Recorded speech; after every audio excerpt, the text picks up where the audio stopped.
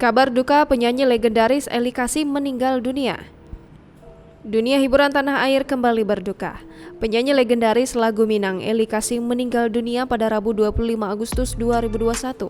Kabar duka tersebut diumumkan oleh organisasi perantau Minang atau disebut Minang Diaspora Network Global atau MDNG. Pihak MDNG berduka atas meninggalnya Eli Kasim yang merupakan anggotanya. Namun pihak MDNG belum membeberkan apa penyebab Eli Kasim meninggal dunia.